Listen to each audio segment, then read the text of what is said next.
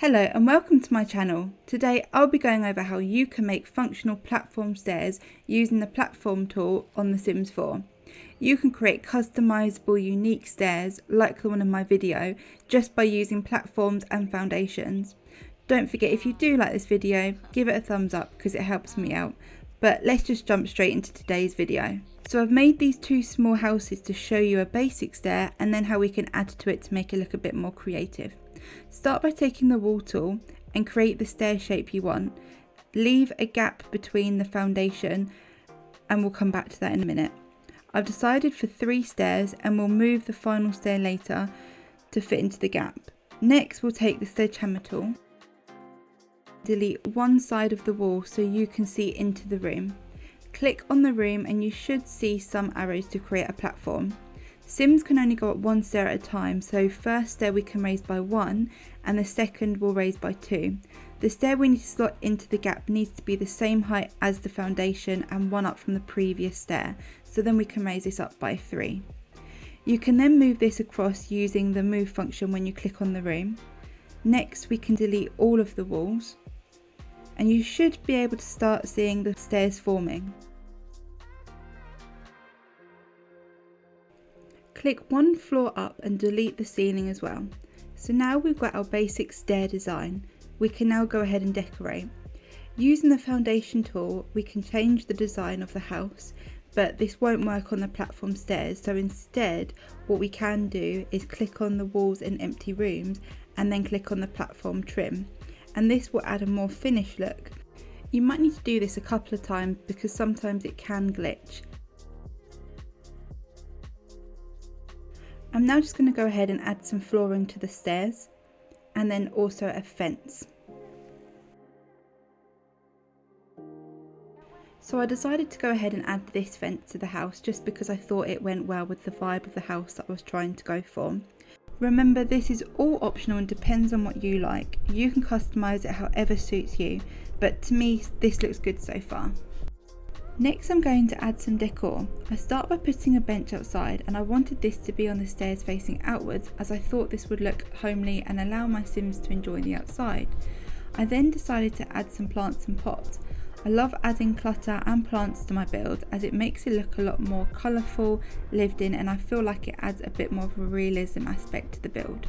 I then added another plant and I then finished this off with an outdoor mat and another plant and then I just added some dirt for realism. And thinking about this, I probably could have added some to the bottom step to add a bit more realism, but that is the basic tutorial done. Let me know what you thought of that and we'll move on to the other one.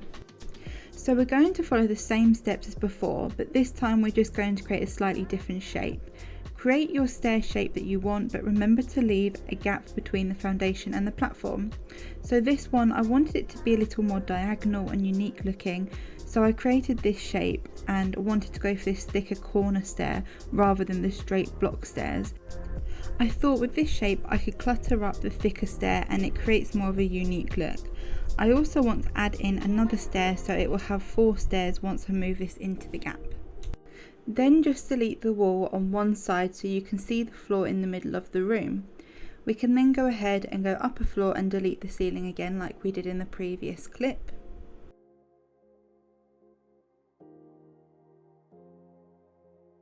Click on the first room and using the platform arrow we'll click once.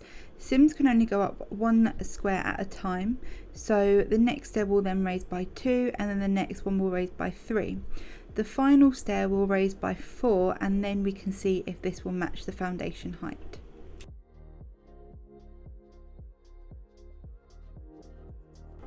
We can now go ahead and move that into the gap and check to make sure that it matches the foundation height, and I can see this matches fine. If it didn't, we'll just have to raise it up or bring it down.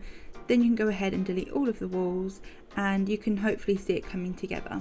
Following the same steps, we're going to decorate the platform and the foundation, but this time instead of a fence I'm going to use a half wall, and it's a little bit fiddly and may take a couple of tries as there's a bit of a glitch, and if anyone knows a better way, then please comment below and let me know. So at the moment I'm just decorating the foundation and using the platform trim, just because I feel like it gives it more of a finished feel to the stairs. And then I go ahead and add some flooring.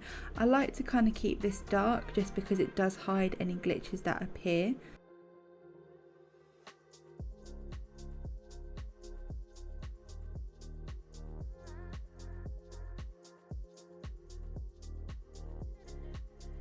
If we try to add the half wall now, it's going to glitch, so the trim and the wall kind of come away from each other, and the only workaround that I found for this is if you move the piece that's between the foundation and the platform.